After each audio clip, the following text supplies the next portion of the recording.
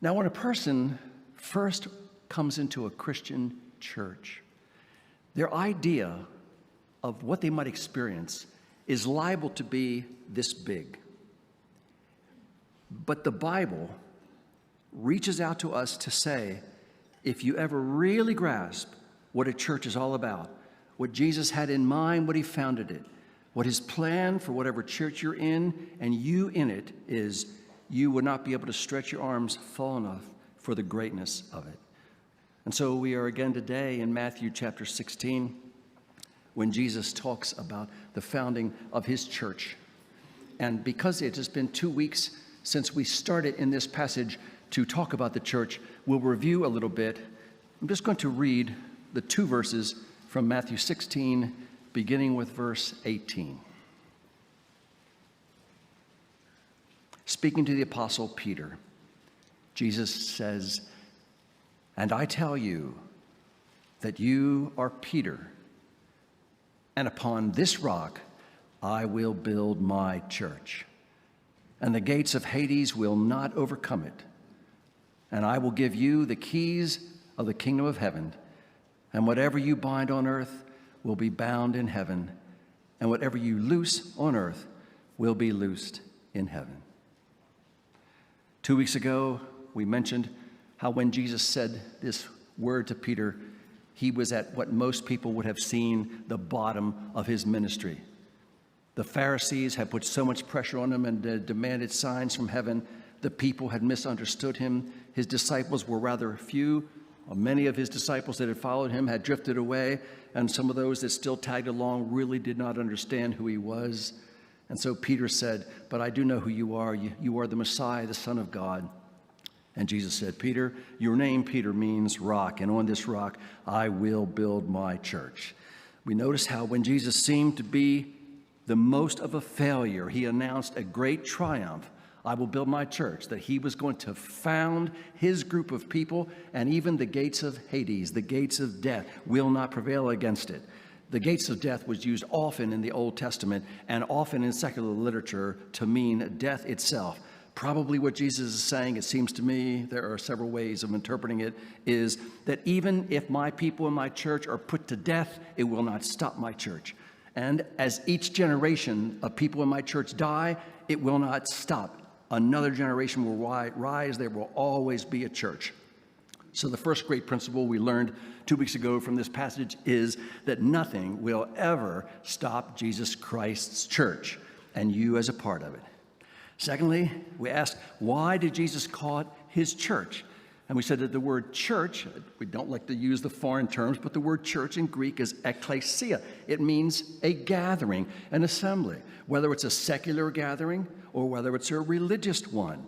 And so because it means a gathering of people, an assembly of people, and we fleshed that out quite a bit, we came to the second great principle, and that is that the very word church, which means assembly, disallows the idea of a lone Christian by him or herself going through life. God did not intend it that way.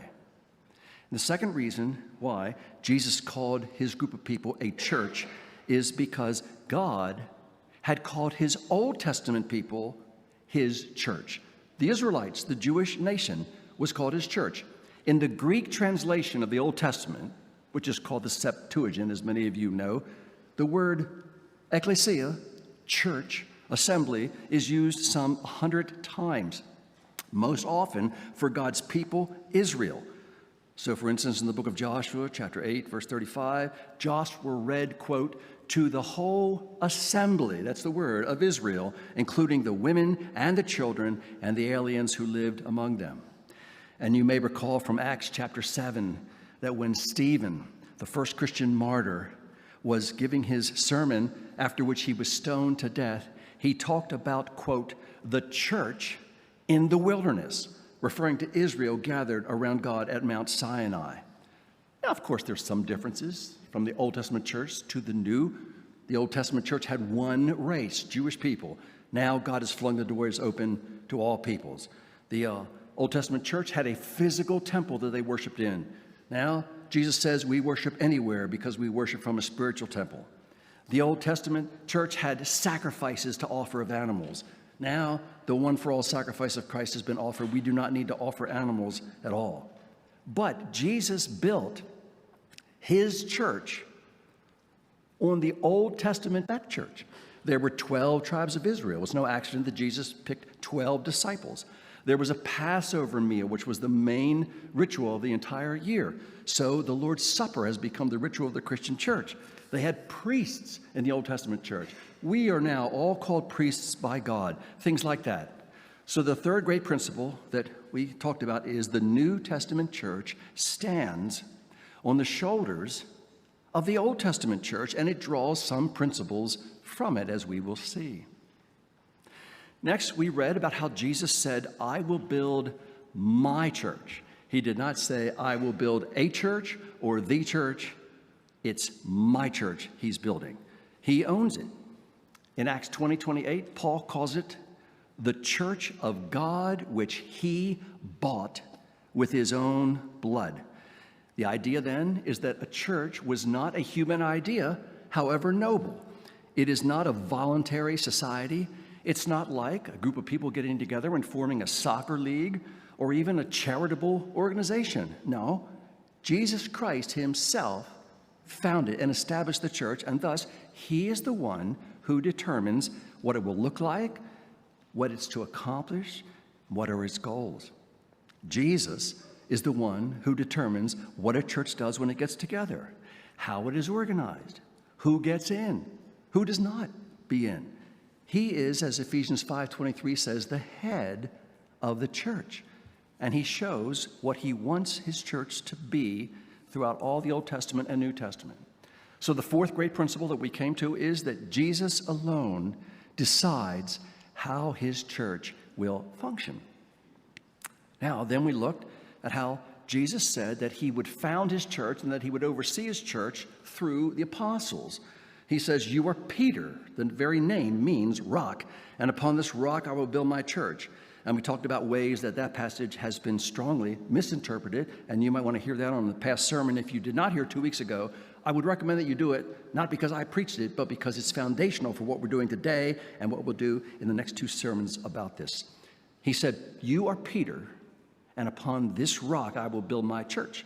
The rock, we suggested, is Peter, as he represents all the other apostles, and as he teaches accurately about Jesus Christ. And so Jesus gives to Peter and the apostles in Matthew 18, the same thing as he does to Peter in Matthew 16, the keys to the kingdom, the ability to bind and loose, whatever those terms mean. We did not touch them. We'll touch them in a future week. And so we came to the fifth great principle, that since he says he would build his church on Peter, and as we proposed on Peter and the other leaders, that in building his church, Jesus uses human leaders, starting with the apostles, which the book of Ephesians called the foundation of the church. This sermon clip is taken from the sermon preached on October 3rd, 2021, entitled, I Will Build My Church, Part B. In summary, then, nothing will ever stop Jesus Christ's church and you as a part of it. The very word church disallows the idea of a lone Christian. The New Testament church stands on the shoulders of the Old Testament church and draws some principles from it. Christ himself, not humans, established his church. Jesus alone decides how his church will function.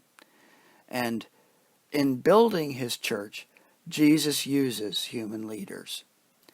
If you missed Sermons 1 and 2, I encourage you to make time to listen to them. They are foundational to the upcoming sermons. Sermons 1 and 2 can be found on the church website, our YouTube channel, and our mobile app.